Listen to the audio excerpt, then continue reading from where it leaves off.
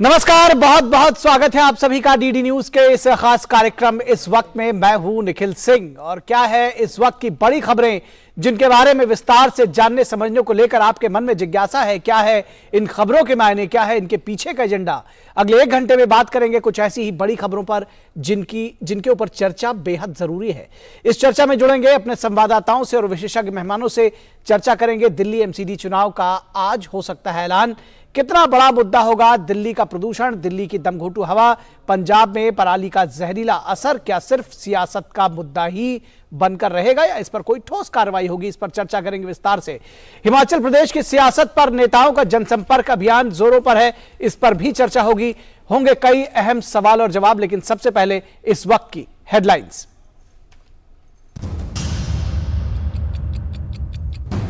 Delhi NCR में हवा गुणवत्ता गंभीर श्रेणी में, दिल्ली के प्राथमिक स्कूल अगले आदेश तक बंद। नोएडा में 8वीं कक्षा तक के स्कूल 8 नवंबर तक बंद। ऑनलाइन क्लास होगी संचालित। प्रदूषण की स्थिति पर सुप्रीम कोर्ट 10 नवंबर को करेगा सुनवाई। भाजपा और आम आदमी पार्टी के बीच दिल्ली प्रदूषण पर जंग। पराली पर फेल हुए केजरीवाल ने मानी जिम्मेदारी। भाजपा ने किया राजनीतिक हमला। केजरीवाल के बड़े बड़े दावे हुए फेल। उपराज्यपाल ने पंजाब सरकार को लिखी चिट्ठी। पराली जलाने की घटनाओं पर नियंत्रण करने का किया आग्रह। हिमाचल के चुनावी प्रचार में भाजपा के स्टार प्रचारक जुटे। योगी आदित्यनाथ ने कांगड़ा में की चुनावी रैली। कहा आतंकवाद के लिए भारत में नहीं है कोई जगह। नड्डा की सोलन में होगी चुनावी रैली। प्रियंका गांधी करेंगी कांगड़ा में रैली। और प्रवर्तन निदेशालय की भूमाफियाओं के खिलाफ बड़ी कार्रवाई। सेना की जमीन पर अवैध कब्जे के मामले में ईडी ने झारखंड और पश्चिम बंगाल के 12 जगहों पर की है छापेमारी।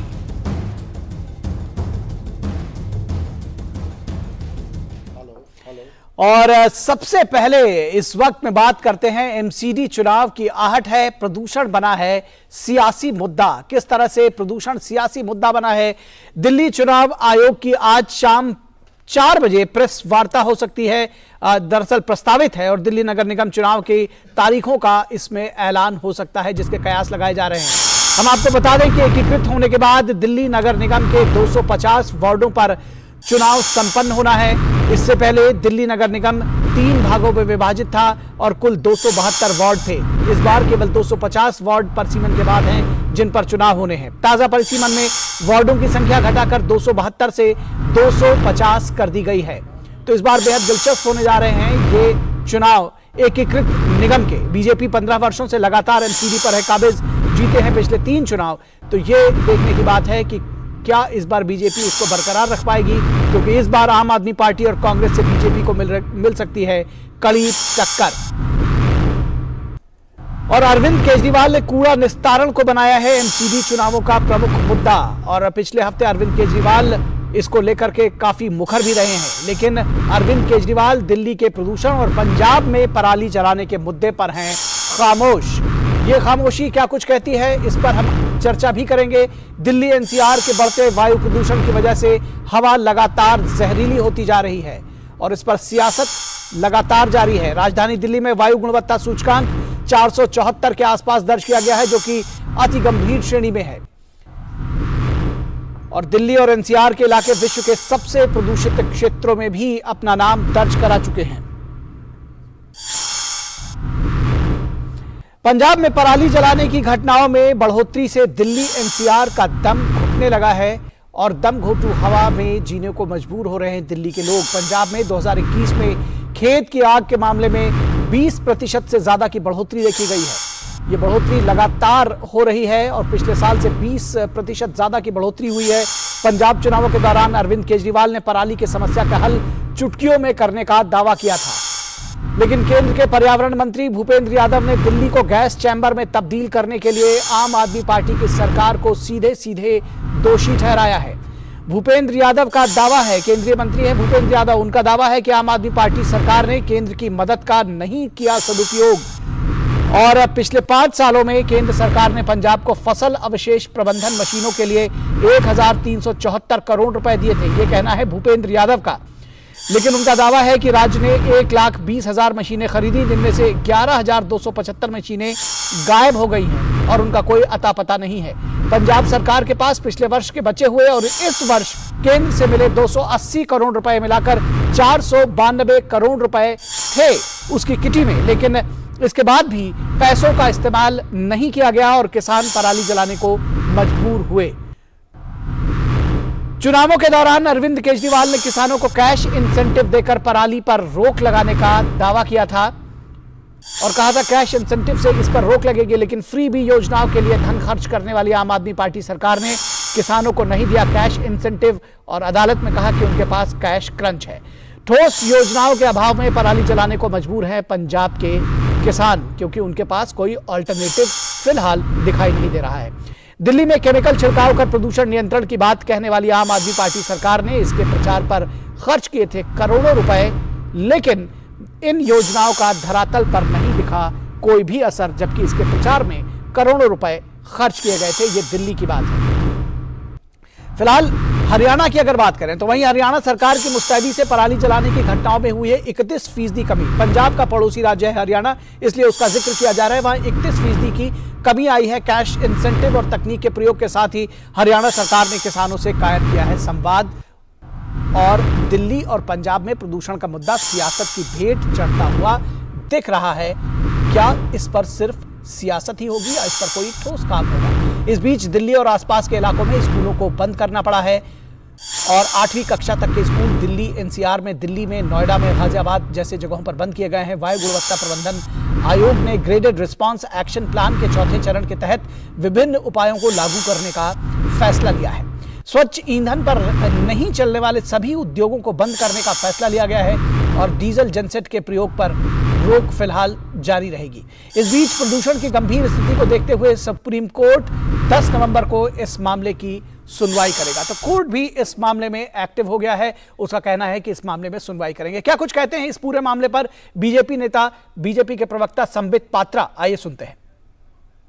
आपको हमने ये वीडियो इसलिए दिखाया कि आपने कहा है पराली से तो सोना बनता है, पराली से गत्ता बनता है, पराली से बिजली बनती है और ये सब रेडीमेड फैक्ट्री तैयार है पंजाब के अंदर। अभी कहा ना कि रेडीमेड फैक्ट्री है, खाली किसी को पराली उठा के लेके वहां देना है। ये तो निकम्मी सरकारें हैं जो जाके पराली देती नहीं है, वरना पराली से सोना बनना 2 मिनट का विषय है। आपके पास वो रेडीमेड सोल्यूशन आपने पूसा में आपने और मनीष सिसोदिया ने मिलकर बनाया था। ये जो सोल्यूशन बनाया था ये इतनी सस्ती है, इसके कैन आपके घर में रखे हुए हैं। यही कहा था ना 2 मिनट में सोल्यूशन हो जाएगा, फ्री में बंटवा दीजिए, इतनी सस्ती है।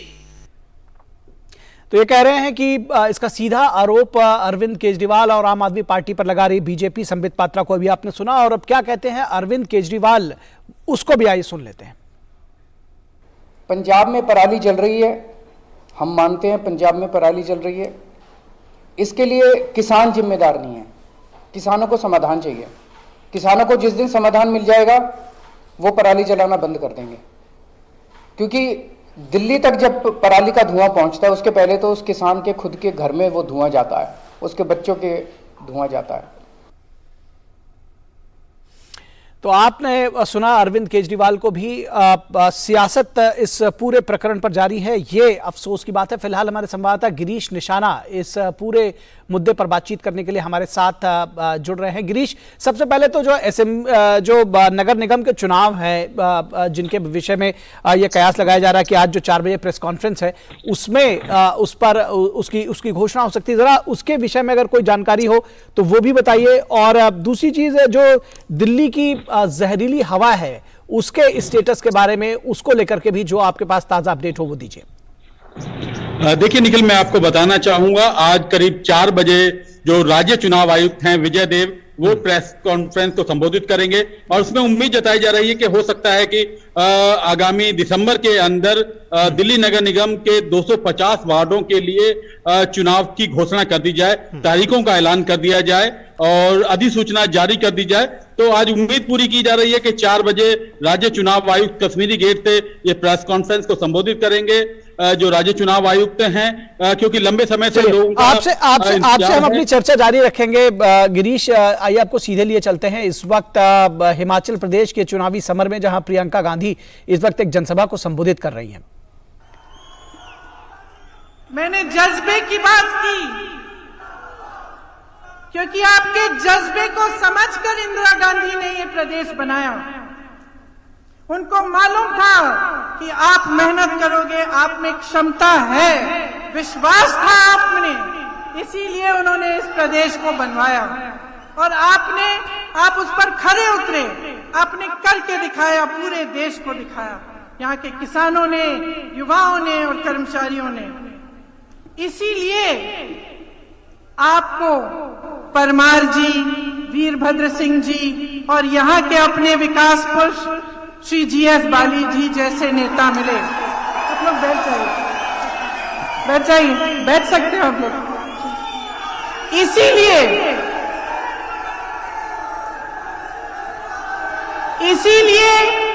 इसीलिए आपको ऐसे नेता मिले जिन्होंने आपके लिए दिन रात एक किया, जो रुके नहीं, आपके लिए काम करते रहे। हर गांव में अगर कांग्रेस का एक निष्ठावान कार्यकर्ता है, अगर एक मजबूत संगठन है हिमाचल में, तो इसीलिए है क्योंकि हिमाचल के लिए कांग्रेस का एक एक कार्यकर्ता काम करता है। देखिए, कुछ लोग हैं जिसमें एक दूसरे तरह का जज्बा होता है, अहंकार का, अपने स्वार्थ को साधने का। अगर आप पिछले 5 सालों की कहानी देखेंगे हिमाचल की, तो आपको ये बात अच्छी तरह से समझ में आएगी। मैं इसलिए नहीं कह रही हूं क्योंकि मैं विपक्ष में हूं और मैं आलोचना करना चाहती हूं। मैं इसलिए कह रही हूं कि मैं चाहती हूं कि मेरे बहन, मेरे भाई, आप अपने अनुभव से देखिए कि आपके प्रदेश में पिछले 5 सालों से क्या तरक्की हुई है कि नहीं। मैं आपसे पूछना चाहती हूं, आपके जीवन में तरक्की हुई है कि नहीं? नहीं हुई है? यहां कितने नौजवान हैं? हाथ उठाइए। आप में से कितनों को रोजगार मिला है पिछले 5 सालों में? यहां किसान होंगे, आपकी क्या तरक्की हुई है? छोटे दुकानदार होंगे, छोटे बिजनेस वाले होंगे, GST को लेके, तमाम मुश्किलों को लेके क्या आपके जीवन में तरक्की हुई है? ये अनुमान आप करिए, सोचिए क्या कह रहे हैं ये भाजपा के लोग। कांग्रेस पार्टी कहती है 1 लाख रोजगार दिलवाएगी, किस आधार पर कह रही है? मैं आपको ये नहीं कह रही हूं कि आप सबकी बात माने, मैं आपसे कह रही हूं कि आप परख के, अपने अनुभव से, अपने विवेक से अपना मन बनाइए। कांग्रेस पार्टी क्यों कह रही है?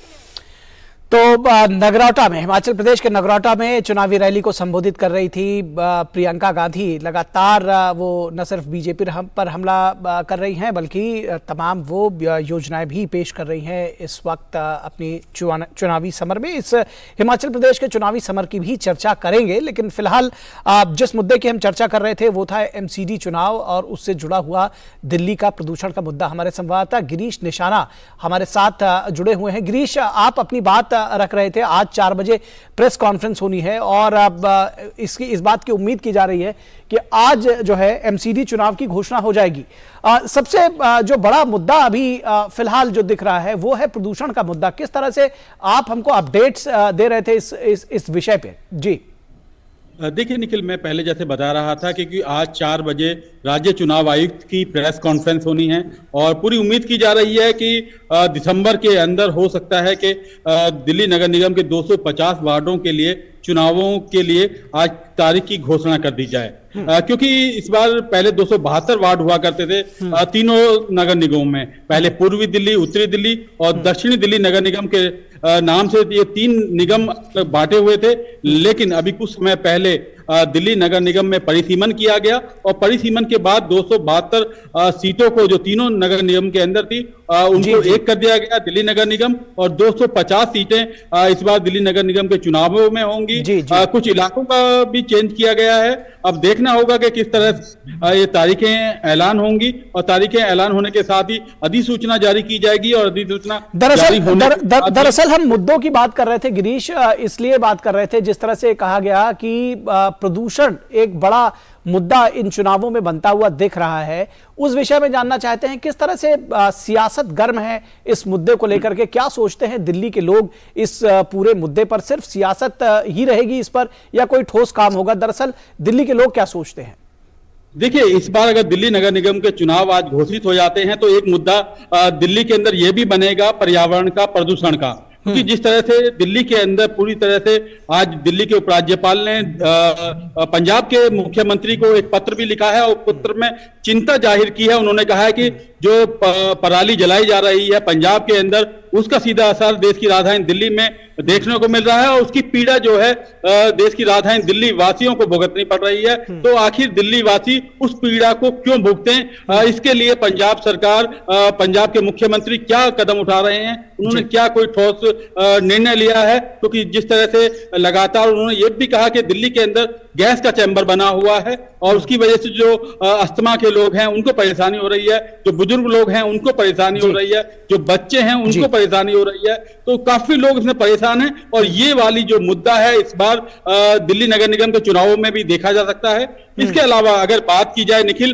तो दिल्ली के अंदर एक बड़ा मुद्दा कूड़े के पहाड़ भी बन सकते हैं। जिस तरह से दिल्ली के अंदर अलग अलग लैंडफिल साइट हैं, वो एक चुनावी मुद्दा बन सकता है। हालांकि अगर भाजपा की बात की जाए तो तीनों एमसीडी के अंदर भाजपा काबिज है, और उसने हालांकि तमाम जगह पर संयंत्र भी लगाए हैं। बीजेपी काबिज है, आपने सारे समीकरण बताए हैं, और निश्चित तौर पर इस बार चुनावी टक्कर कांग्रेस, आम आदमी पार्टी और बीजेपी में ही पहले की तरह देखने को मिलेगी। फिलहाल आप हमारे साथ बने रहिए गिरीश। हम इस चर्चा में आम आदमी पार्टी से परविंदर सेठी जी को और वरिष्ठ पत्रकार रामकृपाल जी को भी शामिल करते हैं। परविंदर सेठी जी, सबसे पहले आपके पास आते हैं, बहुत स्वागत है आपका। सबसे पहले आपके पास आते हैं, और जो सवाल जो लगभग सभी लोग उठा रहे हैं कि जब पंजाब के चुनाव थे तो अरविंद केजरीवाल साहब ने ये बार बार कहा था कि, और तमाम वादे किए थे कि चुटकियां बजाते ही इस समस्या का हल हो जाएगा, या कम से कम ऐसा कहते हुए वो समझ में दिख रहे थे।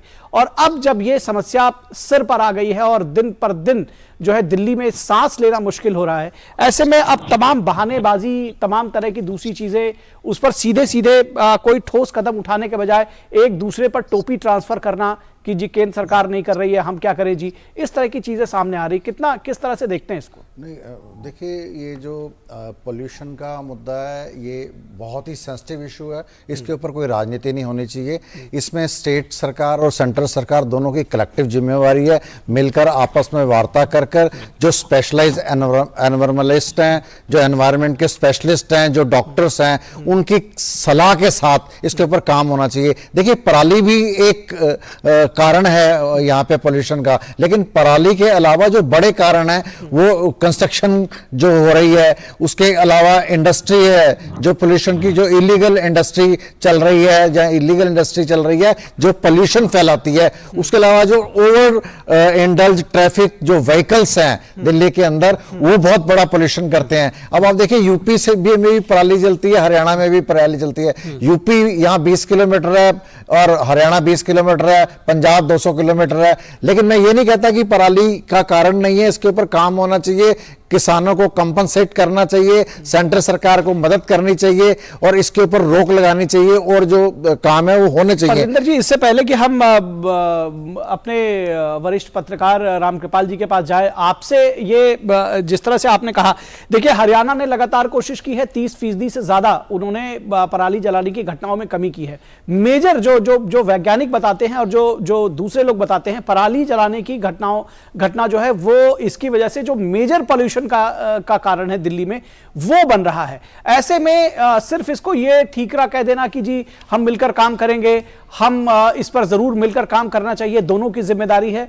और जो वादे किए थे मसलन कैश इंसेंटिव देने का, मसलन तकनीक का प्रयोग करने का, ये सारी चीजें क्यों नहीं की आम आदमी पार्टी की सरकार ने, पंजाब ने? नहीं, और पराली की घटनाएं जो रोक पाने में विफल हो रहे हैं उस पर सवाल तो उठेंगे ही। नहीं, इसके ऊपर भी काम हो रहा है। जो खाद बनाने की जो प्रक्रिया है, दूसरी प्रक्रिया है, लेकिन किसानों को कंपनसेट करने की भी बात है। लेकिन मैं आपको बता देना चाहता हूं, ये दिल्ली का मुद्दा नहीं है, ये मुद्दा लखनऊ का भी है, आगरा का भी है, कानपुर का भी है, कैलकाटा का भी है। एनसीआर में आप गुड़गांव को देखिए, फरीदाबाद को देखिए, आप गाजियाबाद को देखिए, जो most polluted cities of Asia के उसमें आती हैं। ये एक नेशनल इशू है। इस नेशनल इशू के ऊपर है, लेकिन ये कहकर परविंदर जी आप बच नहीं सकते कि ये नेशनल इशू है और लखनऊ में भी और पटना में भी जो है प्रदूषण है। प्रदूषण की जो पूरे विश्व में जो चर्चा है वो दिल्ली के प्रदूषण की है। यहां गैस चैम्बर में तब्दील है और जो तमाम वादे अरविंद केजरीवाल ने किए थे पंजाब के विशेष संदर्भ में, वो उनसे सवाल पूछे जाएंगे,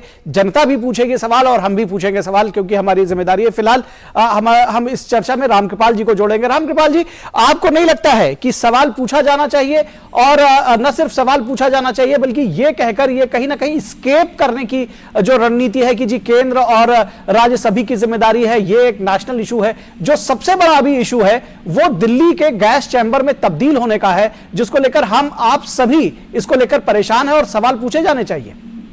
निश्चित रूप से बिल्कुल आप हैं। और देखिए, आम आदमी पूरी तरह से खोज हुई, और ये कि जैसे होता है आप देखिए तो इंडिया है कि सबसे लागू किया है, लेकिन पंजाब सरकार इसमें पूरी तरह विफल रही है। आज जो दिल्ली गैस चैम्बर बना हुआ है उसमें सबसे ज्यादा रोल अगर टिका है तो पंजाब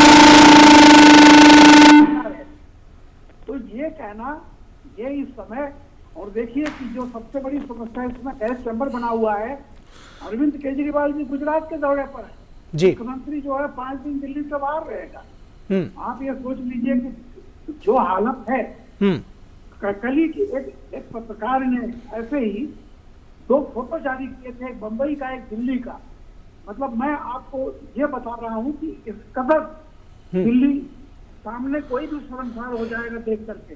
जो अभी आप कह रहे हैं लखनऊ और उससे दिल्ली की तुलना मत कीजिए। दिल्ली की जो पोल्यूशन की हालत है वो बहुत ही खराब है, और दिल्ली के चलते वेस्टर्न यूपी और ये जो हरियाणा का भी आप देख रहे कह रहे हैं, उसमें पंजाब की बहुत बड़ी भूमिका अखबारों में आया हुआ है। और ये जो है, ये मसला ऐसा है कि इस पर इतनी बार राजनीति हो चुकी है। हमेशा वो मानते हैं सुलझ सुलझा लेंगे, चुटकियों में सुलझा देंगे, और पूरा पता जितनी मेहनत गुजरात चुनाव के बारे में यहाँ कम से कम आपकी पार्टी करे ठीक है, लेकिन मुख्यमंत्री को तो मेन समस्या होती है। हर जाड़ों में, हर दिवाली के आसपास इस तरह की घुटन होती है, और 1 महीने तक ये चलेगा।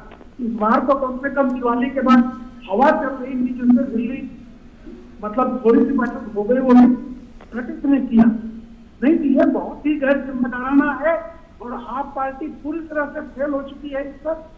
और मैं ये जो चुनाव है वो इसका है कि पंजाब में हम जीतते फलाना करेंगे। आप लगातार हमारी किसी बात को न माने, लेकिन जो कम से कम मीडिया में जो खबरें बिल्कुल फैक्चुअल आ रही हैं जी, उस पर तो आप देखिए ना। पंजाब के किसान कह रहे हैं तो कुछ भी नहीं मिला है, और अभी आपने दिखाया आपने कि 400 करोड़ करीब 450 करोड़ रुपए ऑलरेडी पंजाब सरकार के पास है। किसान कह रहे हैं हमें पैसा दिया ही नहीं गया, और किसी तरह का उसको मदद नहीं दी गई, तब वो कर रहे हैं। जी जी एक बात और इसमें आपसे समझना चाहेंगे। जिस तरह से आपने कहा कि दरअसल इस मुद्दे पर अफसोस की बात यह है कि सियासत ज्यादा हो रही है, काम कम हो रहा है। हरियाणा से जब कंपेयर करते हैं, क्योंकि हरियाणा भी दिल्ली से सटा हुआ राज्य है, और वहां भी कोई एक जमाना था जब इसी तरह से पराली जलाने की घटनाएं होती थी, लेकिन वहां पर आशातीत सफलता मिली है। 1/3 से ज्यादा इन घटनाओं में कमी आई है। सबक लेना चाहिए पंजाब को। जी मुझसे जी आपसे जी। हरियाणा ने जैसा मैं खुद कह रहा हूं कि हरियाणा में किसान मूल वहाँ खेती ही करते हैं, और धान की खेती मैं समझता हूँ पंजाब से हरियाणा में नहीं होती। तो हरियाणा ने आखिर कैसे इस पे काबू पा लिया? और पंजाब में आप दुनिया भर का जितना विज्ञापन, मैंने तो हरियाणा सरकार का एक विज्ञापन नहीं देखा जी। और पंजाब सरकार जब से मान जी बने हैं विज्ञापन पड़ा हुआ है, हमने ये कर दिया, हमने वो कर दिया। और अब जब ये सब कुछ हो रहा है तो उनसे कोई जवाब देने वाला नहीं है। ये राष्ट्रीय समस्या है, अंतर्राष्ट्रीय समस्या है। अरे ये सब कहकर आप अपने दायित्व से बच नहीं सकते हैं जी। ये ऐसा मुद्दा है कि दिल्ली ही नहीं, ये पूरा देश देख रहा है कि एक सरकार कैसे केवल पॉलिटिकल स्टंटबाजी करती है और वो किस तरह से एक राष्ट्रीय पार्टी बनने का ख्वाब देख रही है जो कर रही है। आपको आपकी महत्वाकांक्षा उसका स्वागत होना चाहिए, लेकिन जिस तरह से दिल्ली साल दर साल ये गैस चैम्बर बनता जा रहा है, और आप जानते हैं जी ये हालत छोटे छोटे बच्चों की दमा उनके ऊपर क्या गुजर रही है। जी रामकृपाल जी बिल्कुल। परविंदर जी आपसे बहुत संक्षेप में जवाब चाहेंगे कि क्या आत्मावलोकन करेंगे या सियासत जारी रहेगी? आपको क्या लगता है कि इस पर आत्मावलोकन करके दिल्ली के लोगों ने क्या अन्याय किया है और कि वो उनको इस तरह की चीजें भुगतनी पड़ रही हैं? आगे स्थितियां कुछ ठीक करने का कोई ठोस प्लान है या सियासत ही जारी? बिल्कुल ठोस प्लान है और इसके ऊपर बहुत ज्यादा गंभीर है कि इस मामले को किसी तरह से इसके जो कोर रीजंस हैं उनको खत्म किया जाए। पराली के साथ साथ जो दूसरी रीजंस भी हैं उसमें हमें सेंट्रल सरकार की मदद की आवश्यकता होगी, उनके कोऑर्डिनेशन की आवश्यकता होगी। राजनीति के नाम पर लोगों की जान ना लें। जो लोग हजारों की संख्या में हॉस्पिटल पहुंच रहे हैं। रामकृपाल जी ने बताया 482 करोड़ रुपए पंजाब सरकार के पास पड़े हुए हैं, वो उसका कंपनसेशन के लिए तो मना कर दिया उन्होंने। वादा आपने किया था तो सरकार क्यों देगी? ये तो सवाल अपने आप में है। अब इसको विषय को वहां पर ना ले जाएं। इस विषय को कम से कम सेंट्रल सरकार ने वादा नहीं किया था कंपनसेशन का। आपने आम आदमी पार्टी ने नागरिकों के टैक्स का पैसा, चलिए नागरिकों का टैक्स का पैसा है। देखिए सेठी साहब, ये आप भी समझ रहे हैं कि पंजाब में वादा किसने किया था? केंद्र सरकार ने नहीं किया था, ना बीजेपी ने किया था। वादा जो है अरविंद केजरीवाल ने किया था। जिस तरह से फ्री बिजली का वादा किया था उसको दे दिया। तो अब अगर वहां पर कैश इंसेंटिव के लिए हरियाणा सरकार दे रही है तो पंजाब सरकार को देना चाहिए, क्योंकि आप वादा आपने किया था। आप इस जिम्मेदारी से बच नहीं कर रहे। दिल्ली सरकार भी देने को तैयार है, लेकिन दे नहीं रहे। फिलहाल ये ठंड भी निकल गई और लोग दिल्ली में गैस चैम्बर में जीने को मजबूर है। कम से कम ये उम्मीद करते हैं कि आने वाले वर्षों में इस स्थिति को सुधारा जाएगा। बहुत शुक्रिया परविंदर जी, और उम्मीद है कि आम आदमी पार्टी कम से कम इस विषय को समझेगी। वरिष्ठ पत्रकार हमारे साथ जुड़े हुए थे रामकृपाल जी, आपका भी बहुत शुक्रिया रामकृपाल जी इस तमाम विचार मंथन और चर्चा के लिए। तो निश्चित तौर पर यह विषय बहुत गंभीर है। गंभीर इसलिए भी है क्योंकि यह सीधे सीधे लोगों के स्वास्थ्य से जुड़ा हुआ है। दिल्ली की हवा जहरीली हो चुकी है, सांस लेना दूभर है। सुप्रीम कोर्ट भी इस पर संज्ञान ले रहा है और उम्मीद करते हैं कि राजनीतिक दल भी संज्ञान लेंगे, आम आदमी पार्टी इस पर संज्ञान लेगी और निश्चित तौर पर इस पर कोई ना कोई ठोस काम हो सकेगा। और बढ़ते हैं अब अगली खबर की तरफ, जो है पाकिस्तान के सियासत से जुड़ी हुई। इमरान खान पर हमले के बाद सियासी संग्राम मचा हुआ है पाकिस्तान में। पूर्व प्रधानमंत्री इमरान खान पर कातिलाना हमले के बाद पाकिस्तान में भारी तनाव है और कम से कम जो पाकिस्तान में इमरान के सपोर्टर हैं वो बेहद नाराज हैं। इमरान खान की पार्टी ने शरीफ हुकूमत और ISI को हमले का जिम्मेदार बताकर माहौल को सियासी जंग में उलझा दिया है। हकीकी आजादी मार्च के दौरान कल इमरान खान के काफिले पर गोलीबारी से पूरे पाकिस्तान में सनसनी फैल गई और लोग 15 साल पहले बेनजीर भुट्टो पर हुए हमले से इसको जोड़ रहे हैं। बेनजीर भुट्टो पर हुए हमले की याद जो है ताजा हो गई है। पाकिस्तान में चर्चाएं आम है कि क्या शहबाज शरीफ पाकिस्तान में भड़के असंतोष को शांत कर पाएंगे? क्या स्थितियां उनके बस में हो पाएंगी या फिर कभी भी फौज मार्शल लॉ नाफिज कर सकती है? क्या वहां पर एक बार फिर से मार्शल लॉ लग जाएगा? क्या फौज की हुकूमत एक बार फिर से पाकिस्तान में काबिज हो जाएगी? इमरान खान अभी हॉस्पिटल में है, लेकिन उनकी पार्टी ने यह ऐलान कर सबको चौंकाया है कि जुमे की नमाज के बाद एक बार फिर से आजादी मार्च जारी रहेगा। पार्टी का मानना है कि मार्च रोकने की साजिश कामयाब नहीं होने दी जाएगी और इमरान खान मानते हैं कि यह मार्च रोकने की साजिश है। इस बीच नेशनल असेंबली में डिफेंस मिनिस्टर ख्वाजा आसिफ ने दावा किया है कि यह हमला ईश निंदा के कारण हुआ है। ख्वाजा आसिफ का दावा है कि इमरान खान ने पब्लिक स्पीच में रेड लाइन लांघ दी थी और इसकी वजह से ईश निंदा की वजह से उनके ऊपर यह हमला किया गया है। विपक्ष के नेता शाह महमूद कुरैशी ने दावा किया है कि इमरान खान को पता था कि उन्हें निशाना बनाया जा सकता है, लेकिन उन्होंने मार्च नहीं रोका। और सबसे बड़ा सवाल कि क्या इमरान खान ब्लास्फेमी के शिकार हुए हैं, क्या ईश निंदा के शिकार हुए हैं, या फिर इसकी वजह नए जनरल की नियुक्ति लेकर उनकी जिद ने पाकिस्तान को गृह युद्ध में झोंक दिया है। ये एक बड़ा सवाल उठ रहा है। इसमें तमाम सारे जो सवाल हैं वो हम लेंगे। फिलहाल आइए देखते हैं कि क्या कुछ इमरान खान का कहना है इस पूरे विषय पर। ये सर मैंने इसलिए किया है कि ये लोगों को गुमराह कर रहा था इमरान खान, और मुझसे ये चीज़ देखी नहीं गई और मैंने इसको मार दिया। मारने की कोशिश की, पूरी मारने की कोशिश की कि मैं इसको मारूं, सिर्फ और सिर्फ इमरान खान को और किसी को नहीं। तो ये उस शूटर का बयान था जिसने इमरान खान पर गोली चलाई थी, और उसका कहना है कि इमरान खान के तमाम जो नीतियों थी उनसे वो परेशान था और इस वजह से उसने इमरान खान पर हमला किया। हमारे साथ में हमारे संपादकीय सलाहकार विनोद मिश्रा इस पूरी खबर पर बातचीत करने के लिए हमारे साथ जुड़े हुए हैं। बड़ी अभूतपूर्व स्थिति पाकिस्तान में बनी हुई है। विनोद जी, किस तरह से देखते हैं इस स्थिति को, और कहाँ जाती दिख रही है पाकिस्तान की सियासत अभी, जिसको कहते हैं कि दाने दाने को मोहताज है तमाम मुल्क के एक बड़ा हिस्सा अभी जो है बड़ी जबरदस्त वहां पर बाढ़ थी, आर्थिक स्थिति डावाडोल है और जो सियासत है वो इस कदर पहुंच गई है। निखिल, मैं अभी आपको ताज़ा अपडेट दे रहा हूं कि अभी नेशनल असेंबली में संबोधित करते हुए वहां के जो डिफेंस मिनिस्टर है ख्वाजा अब्बास, तो उन्होंने ये बयान दिया है और उन्होंने कहा कि ये हमलावर जो है उसका वो इसलिए इमरान खान पे गोली चलाई थी या वो कातिलाना हमला का अंजाम देने की कोशिश की थी क्योंकि इमरान खान ने एक रेड लाइन को क्रॉस कर दिया था। वो रेड लाइन क्या है? तो रेड लाइन ये है कि उसने ब्लास्फेमी की बात, जो इस निंदा आप कह सकते हैं कि जनरल परवेज मुशर्रफ के समय से जो कानून बना था कि वहाँ इस निंदा करने वालों की सजा मौत है, तो आप ये देख सकते हैं कि क्या ये पाकिस्तान उस मुहाने पे पहुंच गया है जिस जाल को पाकिस्तान ने बुना था, उसी जाल में पाकिस्तान फंसता जा रहा है कि उसके प्रधानमंत्री, उसके पूर्व प्रधानमंत्री को इसलिए निशाना बनाया गया है क्योंकि उसने पैगंबर मोहम्मद की शान में गुस्ताखी की थी। तो ये गुस्ताखी का जो है एक सजा जो है उसको ये सर से कलम करने के साथ साथ उसको गोली मारने की सजा सामने आई है। इससे पहले भी आप देख सकते हैं कि पंजाब में के जो गवर्नर थे उससे पहले उनको इसी निंदा के कारण उनको गोली मारी गई, उनके अंगरक्षक ने मारी थी और उनकी हत्या कर दी गई थी।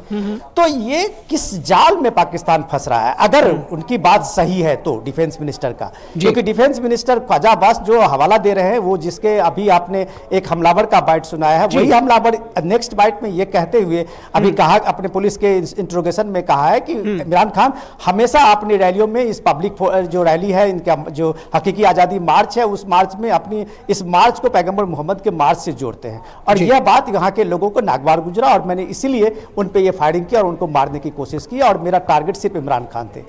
तो ये इसके पीछे अभी जांच होनी है और ये किस तरह की बात सामने आएगी तो ये अलग अलग चीज है। लेकिन इमरान खान की पार्टी ने जो अभी ट्वीट करके ये बताया है, अपने ट्वीट में उन्होंने इसका जिक्र किया है कि ये मार्च अभी जारी रहेगा। अभी आज जुम्मे के नमाज के बाद ये रैली कभी भी वो आजादी हकीकी मार्च शुरू हो सकता है। इसका मतलब है कि ये पीटीआई का इमरान खान की पार्टी की एक जिद है और वो जिद जो है वो उन्होंने इसको एक अस्तित्व से अपने एग्जिस्टेंस के सवाल से जोड़ लिया है। तो अब जाहिर सी बात है कि जब आप देख रहे हैं कि इमरान खान के हमले के बाद पाकिस्तान के बड़े कई शहरों में दंगे फसाद शुरू हो गए हैं, कई शहरों में जो है फौज भी अपने तरीके से उसके सुरक्षा की कमान संभाल ली है।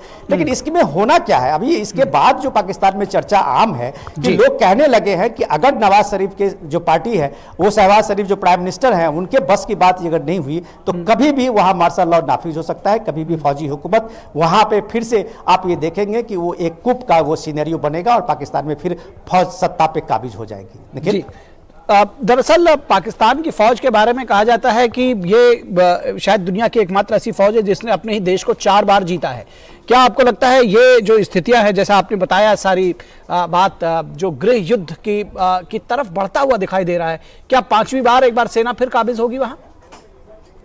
लेकिन सबसे बड़े अफसोसनाक बात तो ये है कि जो सो आपको कहना चाहिए कि पाकिस्तान को क्या ये पूरे सब कॉन्टिनेंट को के लिए ये शर्म की बात है कि ये आप भारत से आज़ाद हुए, भारत से बंटवारा हुआ 75 साल पहले पाकिस्तान का एक देश बना था, एक मुल्क बना था, और 75 साल के बाद भी वो मुल्क क्यों लड़ रहा है, उसके पीछे की वजह जानिए तो आपको भी ये बात के लिए आप चौंक सकते हैं कि वहाँ उस मुल्क में इमरान खान का जो लॉन्ग मार्च है वो था, इसका एक मकसद था कि वहाँ की फौजी हुकूमत में चीफ कौन होगा, अगला जनरल कौन होगा। और इस अगला जनरल के लिए अगर इस तरह का आप सोचते हैं कि ये पाकिस्तान की सियासत है, तो आप कह सकते हैं कि पाकिस्तान उस 1947 1948 के बाद एक कदम आगे नहीं बढ़ा है, वो वही है। तो फौज क्या इस लोकतंत्र के लिए इतना महत्वपूर्ण है? इस पाकिस्तान जिस लोकतंत्र का दावा करता है, जमहूरियत का दावा करता है, उसके जमहूरियत में एक फौज के चीफ को बनाने के लिए इमरान खान लॉन्ग मार्च निकालते हैं, शहबाज शरीफ पे दबाव डालते हैं, अपनी पसंद के फौज बाजवा के बाद जो नवंबर में उसको हटना है, तो उसके बाद फौजी जनरल कौन होगा, इसके लिए इमरान खान का ये मार्च है, उस पर हमला होता है। और सबसे मजे की बात है कि इमरान खान की पार्टी ने पहली बार आप कह सकते हैं कि फौज पे सीधे सीधे चार्ज लगाया है कि इसमें ISI और नवाज शरीफ के जो मंत्री हैं, इंटीरियर मिनिस्टर हैं, उनका इस हमले में मुलव्विस होना तय है। और उन्होंने दावा किया है कि ये ISI के इशारे पे ही इस तरह का हमले को अंजाम दिया गया था। निखिल, एक चलते चलते एक सवाल बड़ा मौजूद है, मुझे ऐसा लगता है, लेकिन संक्षेप में जवाब चाहेंगे कि हिंदुस्तान और पाकिस्तान एक साथ आज़ाद हुए, इतना व्यापक जिसको कहते हैं कि यूनिटी इन डाइवर्सिटी इंडिया की एक खूबी है, और यहाँ पर बड़ा परिपक्व रहा लोकतंत्र, पूरे दुनिया में बड़ा मान है भारत का लोकतांत्रिक देश के तौर पर। लेकिन वहीं पाकिस्तान जो है लगातार हिचकोले खाता रहा है, क्या प्रमुख वजह आपको लगती है, और क्या इस बार भी ये एक बार और हिचकोला इस तरह से खा सकता है?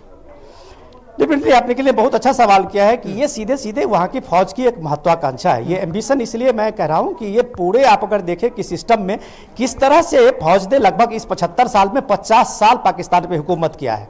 तो अब जब शेर एक बार खून पी लिया है, अब उसको क्या, उसके बाद आप उसकी जो आदत में शुमार है, उसका एक कल्चर बन गया है, उससे वो बाहर नहीं निकल सकता। तो फौज की ये हालत है कि वहाँ कोई भी सरकार में आए, चाहे इमरान खान आए या अभी शहबाज शरीफ आए हैं, वो भी फौज की मदद से आए, वो भी फौज की कृपा पे हैं। तो अब ये हालत है कि इमरान खान चाहते हैं कि अगर पाकिस्तान में उनके लिए जो उनकी लोकप्रियता है, वो उनका मानना है कि अभी भी कम नहीं है। उनके जो ये आज़ादी हुकूक मार्च है, उसमें आज़ादी मार्च में आप देखिए कि लाखों की भीड़ है, तो उनको लगता है कि इलेक्शन ही इसका ये है। और वो कह रहे हैं कि उनका दावा है कि अगर उनको इस तरह से प्राइम मिनिस्टर दोबारा नहीं बनने दिया गया, इलेक्शन रोका गया, तो फिर पाकिस्तान के एक टुकड़े होंगे। जो वो दावा कर रहे हैं कि भाई जो शेख मुजीबुर रहमान के साथ इस पाकिस्तान ने किया और उसका नतीजा बांग्लादेश एक नया मुल्क बना, वही फिर से ऐसा पाकिस्तान में दोहराने वाला है। आप ये देखिए कि पहली बार पाकिस्तान के इस रैली में जिस तरह से इमरान खान पाकिस्तान फौज पे आरोप लगाते हैं, उसके कारण ISI को प्रेस कॉन्फ्रेंस करना पड़ा है जी। तो ये स्ट्रगल जो है पाकिस्तान के सारे एस्टेब्लिशमेंट में मची हुई है कि आखिर इसका रास्ता क्या होगा। और ये रास्ता निकालते निकालते जो हम लोग इसमें चर्चा कर रहे थे निखिल, कि रास्ता वही होगा कि एक बार फिर फौज के हाथ में पाकिस्तान की हुकूमत आ जाएगी जी। हालांकि ये निश्चित तौर पर किसी के लिए अच्छा नहीं होगा, और इस पूरे सब कॉन्टिनेंट के लिए, पूरी दुनिया के लिए शायद ये अच्छा ना हो। एक मजबूत पाकिस्तान, एक लोकतांत्रिक तौर पर सशक्त पाकिस्तान हम सभी के लिए बेहतर होगा। हम चाहते हैं कि हमारे पड़ोस में भी शांति बनी रहे। बहुत शुक्रिया इस तमाम बातचीत और जानकारी के लिए विनोद मिश्रा जी, थैंक यू। और आइए आपको सीधे ले चलेंगे, हिमाचल की सियासत करेंगे की बात करेंगे। आपको लिए चलते हैं गुजरात, और आम आदमी पार्टी के चीफ मिनिस्टर के कैंडिडेट हैं। જ્યારે આઉટડોર શો કર્યું वो बोल रहे हैं ત્યારે गढ़वी साहब, हजारों की भीड़ अपने आप आने लगी, और सिर्फ यही कि हमेरा कुछ भला करिए। ત્યારે મેં વિચાર કર્યું કે ટોચ ઉપર હતો, મને ઘણા બધા એવું કહેતા હતા કે તમે મૂર્ખ છો, ટોચ ઉપર છો, પણ જે દિવસે મેં નક્કી કર્યું કે મારે સેફ નોકરી છોડી દેવી છે, ને એકવાર મારે જોવું છે કે ખરેખર ગુજરાતની જનતા માટે આપણે શું કરી શકીએ। મેં જ્યારે રાજીનામું આપ્યું, ભાઈ શ્રી ગોપાલભાઈ ને ગુલાબસિંહજી બંને મારી પાસે આવ્યા, અરવિંદજીનો ફોન આવ્યો कि सुदान आपको राजनीति में आना चाहिए। मैंने कहा कि साहब मैंने तो जिंदगी में मेरे कोई परिवार में सरपंच तक नहीं बना है, और राजनीति में क्यों? तब अरविंद जी ने कहा कि देखो, अगर आप शो चलाते हो, आप आवाज तो उठाओगे, लेकिन ये निर्भर सिस्टम आपको वो काम करके नहीं देगी जो करना चाहते हैं, इसलिए सिस्टम में जाना पड़ेगा।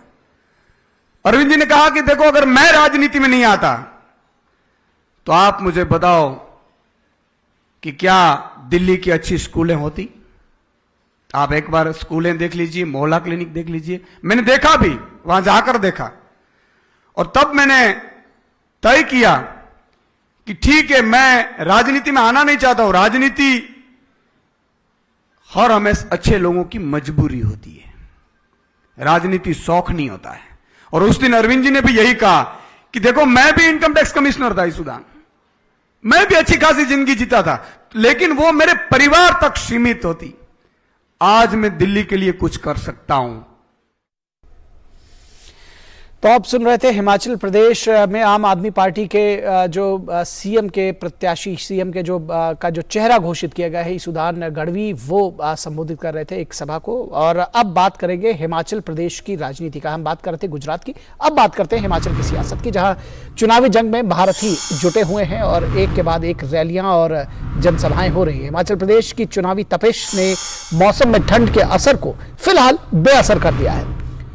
और बीजेपी अध्यक्ष जेपी नड्डा और केंद्रीय मंत्री अनुराग सिंह ठाकुर का आज जनसंपर्क अभियान लगातार चल रहा है। जेपी नड्डा और अनुराग ठाकुर इस वक्त मौजूद हैं हिमाचल प्रदेश में। अपनी रैलियों के जरिए प्रियंका गांधी और रोड शो से अरविंद केजरीवाल हिमाचल के चुनावी रिवाज को बदलने की कोशिशों में जुटे हुए हैं। दोनों ही नेता जनता के बीच पेश कर रहे हैं अपने अपने तर्क, वो अपने अपने दावों के साथ में जनता के बीच में नमूदार हो रहे हैं।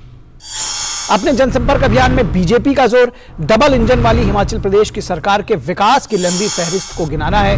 पार्टी अध्यक्ष कांग्रेस के परिवारवाद पर ज्यादा मुखर हैं। जेपी नड्डा कांग्रेस के परिवारवाद पर लगातार हमले कर रहे हैं। वहीं प्रियंका गांधी जनता के बीच अपने परिवार के सरोकार को दोहरा रही हैं। अब से थोड़ी देर पहले हमने आपको प्रियंका गांधी को दिखाया भी, और वो जनता के बीच में अपने परिवार के सरोकार की बात कर रहे हैं। लेकिन सबसे खास नजारा आम आदमी पार्टी के नेता अरविंद केजरीवाल के रोड शो के दौरान का रहा है, और ये जो है वो बेहद अभूतपूर्व स्थिति दिखी है। उनके रोड शो में पंजाब से आए शिक्षक और अस्थायी कर्मचारी उन्हें पंजाब में किए गए वादे की याद दिला रहे हैं। उनको कह रहे हैं कि उनके साथ जो वादा हुआ था उसको निभाना चाहिए। सोलन के रोड शो में पंजाब से आए शिक्षकों ने पैम्फलेट बांटने शुरू कर दिए, तो आम आदमी पार्टी के कार्यकर्ताओं ने उनकी जमकर पिटाई कर दी और ऐसा अरविंद केजरीवाल के सामने किया गया। वहीं अरविंद केजरीवाल ने इस पर कोई एक्शन लेने के बजाय कहा कि वो भाड़े के टट्टू है। अरविंद केजरीवाल ने उन्हें भाड़े का टट्टू कहकर संबोधित किया। और फ्रीबी और शिक्षकों को नियमित करने की गारंटी केजरीवाल लोगों को पंजाब चुनावों के दौरान देकर आए थे। इस बात का उन्होंने वादा किया था, लेकिन अब हिमाचल के चुनाव में वही लोग उनके वादे याद दिलाने के लिए निकले हैं और वो हिमाचल प्रदेश के चुनावों में उनके पास पहुंच रहे हैं। लेकिन अफसोस की बात यह है कि केजरीवाल उन्हें अध्यापक नहीं, गुंडे मान रहे हैं। उनका कहना है कि अध्यापक नहीं है, ये लोगों से आयातित किए गए हैं। उनके हक हकूक की बात वो न सिर्फ नकार रहे हैं, बल्कि ये कह रहे हैं ये तो गुंडे हैं।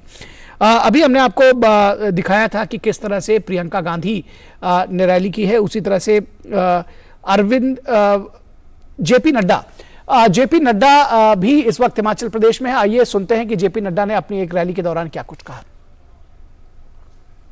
सही फैसले होते हैं तो सही निर्णय निकलते हैं, गलत फैसले होते हैं तो गलत निर्णय निकलते हैं। आज हमारे एक्स सर्विसमैन यहां पर इतनी बड़ी संख्या में बैठे हैं, दूर दराज इन्होंने बॉर्डर पर जाकर के देश की रक्षा की है। आप बताइए, जब आपने बटन दबा करके यहां से भारतीय जनता पार्टी की सरकार बनाई मोदी जी की, तब से देश की सरहद सुरक्षित हुई कि नहीं हुई? हुई कि नहीं हुई? एक जमाना था पुंछ में गोली चलती थी, तार जाती थी नगरोटा, नगरोटा से तार जाती थी चंडी मंदिर, चंडी मंदिर से जाती थी दिल्ली, और दिल्ली में कहा जाता था इंतजार करो।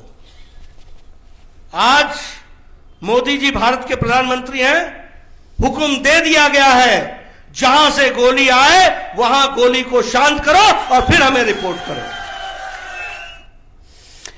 तो इस पूरे विषय पर बातचीत करने के लिए, हिमाचल प्रदेश की सियासत पर बातचीत करने के लिए हमारे साथ सोलन से, हिमाचल प्रदेश के सोलन से जुड़ रहे हमारे संवाददाता अनुज यादव। अनुज, सबसे पहले तो जो राज्य की सियासी तपिश है, मुद्दे हैं, उनके विषय में जानकारी दें और किस तरह से तमाम पार्टियों के जो दिग्गज नेता हैं वो इस वक्त जनता के बीच में नमूदार हुए हैं, जानकारी बताइए। क्या कुछ बताएंगे हमको चुनावों को लेकर हिमाचल प्रदेश से?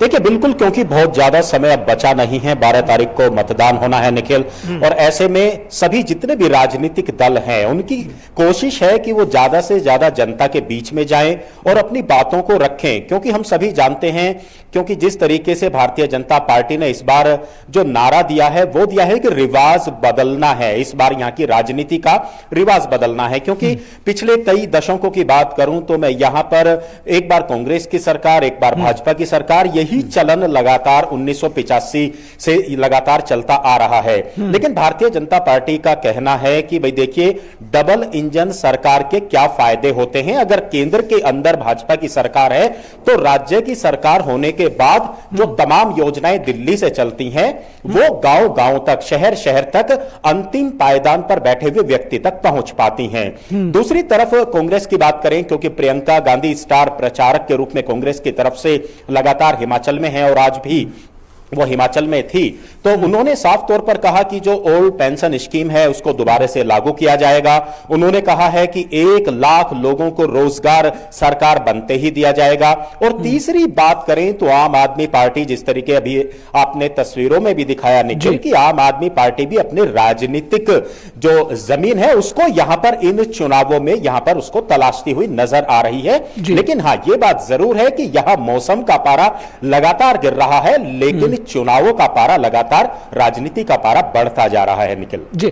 आम आदमी पार्टी को लेकर के भी तमाम सारा जो जिस तरह से उनका चुनाव प्रचार चल रहा है वो एक कहीं ना कहीं लोगों की नज़र में इसलिए भी आ रहा है क्योंकि जो पंजाब में उन्होंने वादे किए थे उसको शायद निभाया नहीं, और उसका असर अब हिमाचल प्रदेश में दिखाई दे रहा है। जब तमाम सारे लोग, शिक्षक हों या अस्थायी कर्मचारी हों, वो उनकी सभाओं में पहुंच रहे हैं। कल एक रोड शो में अरविंद केजरीवाल के इसी तरह की स्थितियां देखने को मिली।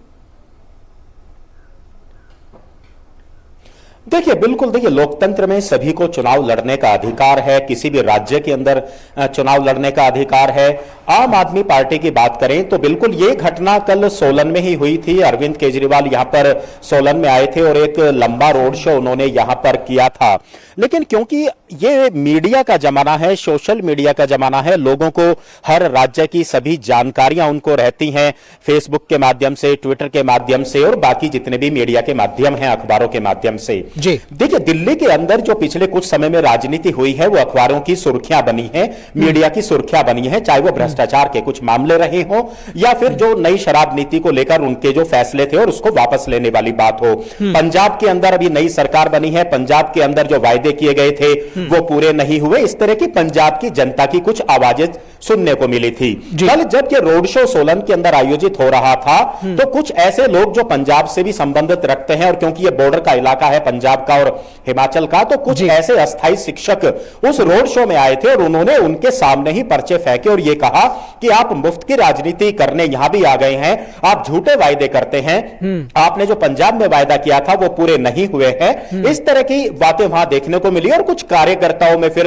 वहां पर आपस में मारपीट भी देखने को मिली। लेकिन चुनाव का समय है, ये सारी चीजें निश्चित तौर पर देखने को मिलती हैं। लेकिन हाँ, एक बात जरूर है निखिल, जब मैं ग्रामीण इलाकों के अंदर जाता हूं या कहीं भी स्टोरी करने जाता हूं तो मैं चाहे नेता हो या आम आदमी हो, यह सवाल पूछता हूं कि अभी तक आपने सिर्फ 2 पार्टी, कांग्रेस और भारतीय जनता पार्टी को देखा, एक दिल्ली से पार्टी आई है आम आदमी पार्टी, आप उसके बारे में क्या सोचते हैं? तो अभी तक ज्यादातर लोगों की राय रही है, देखिए ये मुफ्त की राजनीति करते हैं। हिमाचल प्रदेश के आदमी को मुफ्त में कुछ भी नहीं चाहिए। यहां का आदमी मेहनत कश आदमी होता है, मेहनत करके खाना चाहता है। यहां पे हमें साफ स्वच्छ छवि के नेता चाहिए, हमें एक अच्छी सरकार चाहिए जो इस इलाके का, राज्य का विकास करे। जी जी जी, बिल्कुल अनुज, आप हमारे साथ बने रहिए। हम नंदिनी मित्तल का रुख करेंगे जो इस वक्त शिमला से हमारे साथ में जुड़ रही है। नंदिनी, आपसे समझना चाहेंगे, जब बीजेपी कहती है कि रिवाज बदलना है, नंदिनी आप हमें सुन पा रही हैं?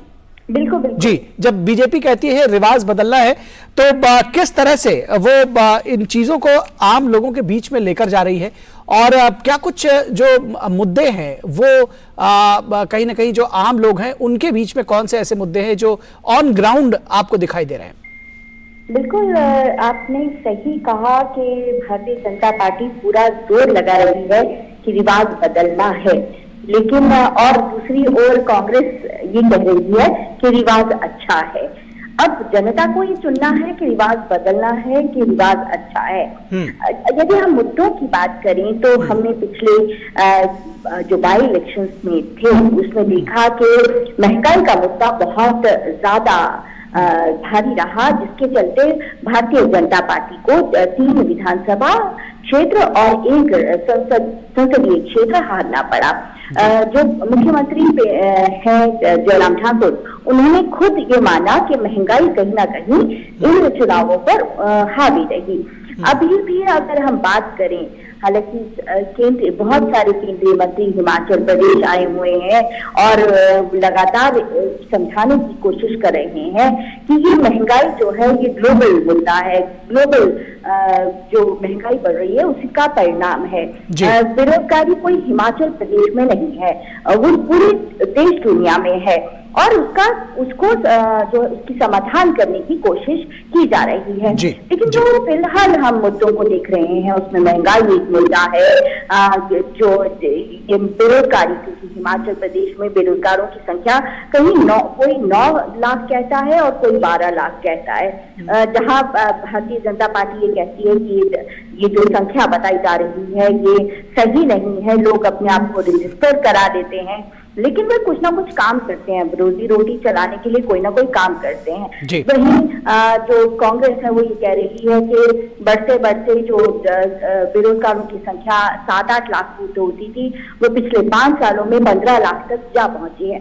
तो हर पार्टी इन सारी बातों को जो बिल्कुल जनता से जुड़े हुए बातें हैं उनको कहीं ना कहीं भुलाती हुई नजर आ रही है। जी कांग्रेस जब ये कहती है कि हम हर व्यक्ति को, हर महिला को 1500 रुपए देंगे, तो सवाल आता है कि वो 1500 रुपए कैसे देंगे जब 70,000 करोड़ का कर्ज हिमाचल प्रदेश। जी, निश्चित तौर पर एक फाइनेंशियल मॉडल जरूर पेश करना चाहिए और इसकी बात लगातार अदालत भी कह चुकी है, चुनाव आयोग भी कह चुका है और जनता भी इसको समझ रही है। बहुत शुक्रिया नंदिनी आपका इस तमाम बातचीत और जानकारी के लिए, और हमारे साथ अनुज यादव जुड़े हुए थे सोलन से, उनका भी बहुत शुक्रिया।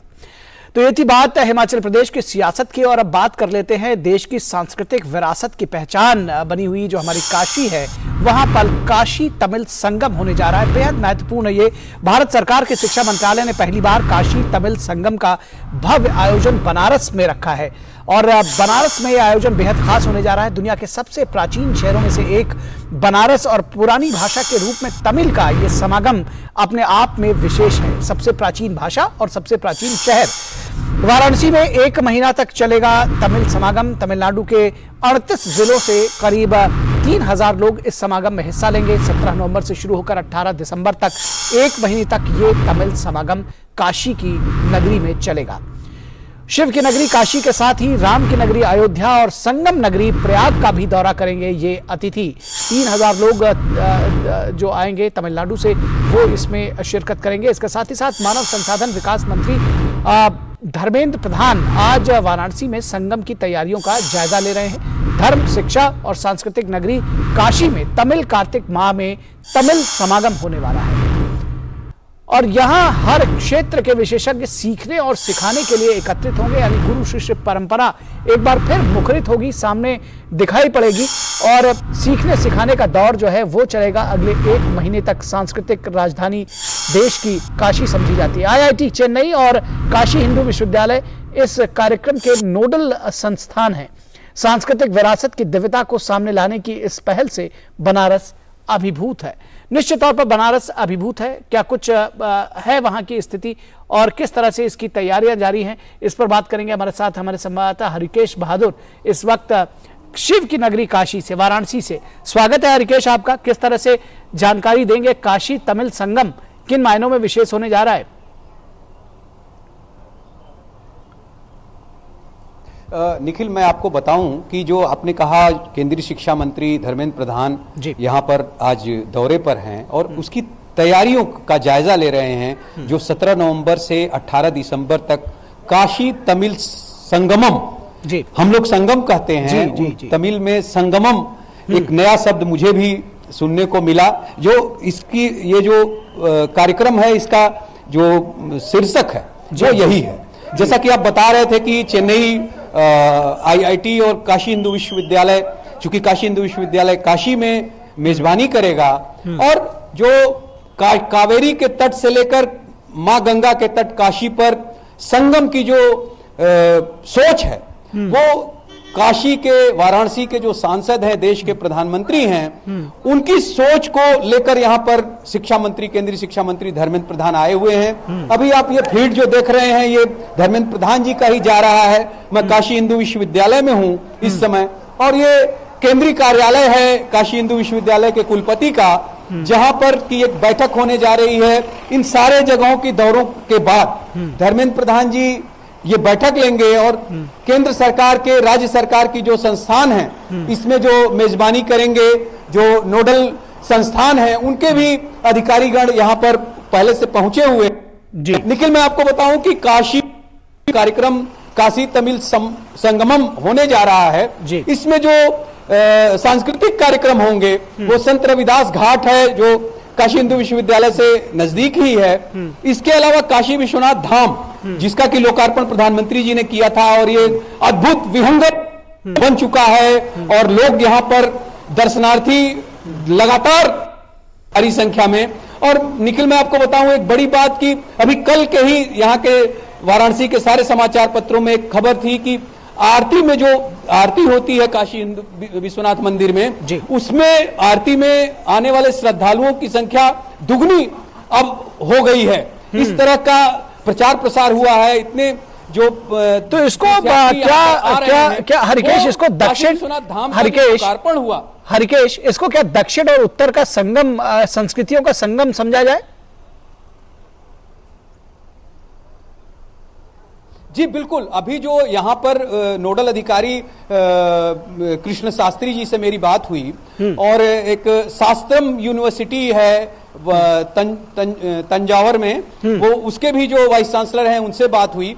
उन लोगों ने ये बताया कि किस तरह से जो काशी शिक्षा और संस्कृति की नगरी है, तमिलनाडु के लोग जो शिव के भक्त हैं वो लगातार यहाँ पर आते रहते हैं, और उनकी जो शिक्षा संस्कृति है उनसे संवाद होगा जब यहाँ के छात्रों का, यहाँ के बुद्धिजीवियों का, तो एक अलग जो निष्कर्ष निकलेगा उस संवाद से, जो संगम होगा तमिल और काशी के लोगों का, विद्वानों का, बुद्धिजीवियों का, शिक्षकों का, छात्रों का, कलाकारों का, अलग अलग पृष्ठभूमि के लोग यहाँ पर आएंगे। और जैसा कि आप बता रहे थे कि जो 3000 के करीब संख्या में इस तरह के लोग आएंगे, उनमें हर वर्ग से लोग होंगे। और सबसे अच्छी बात यह है कि वो ग्रुप में आ रहे हैं, और इस काशी में काशी हिंदू विश्वविद्यालय, संत रविदास घाट, काशी, और एक दीनदयाल हस्तकला संकुल का निर्माण प्रधानमंत्री के यहाँ के सांसद होने के बाद उसका शिलान्यास भी प्रधानमंत्री ने किया,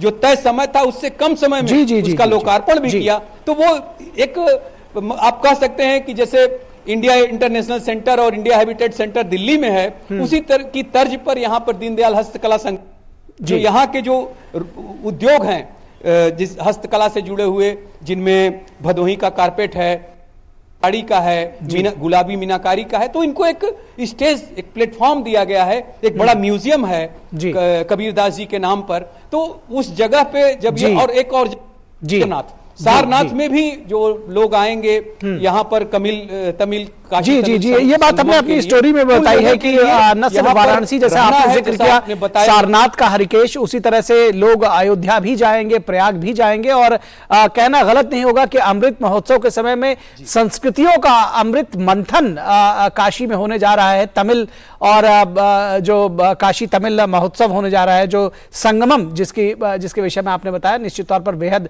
विशेष होगा और इस पर सभी की निगाहें रहेंगी। बहुत शुक्रिया इस तमाम बातचीत और जानकारी के लिए हरिकेश। तो इस वक्त आज के अंक में बस इतना ही। हमारी पूरी टीम को दीजिए इजाजत। नमस्कार।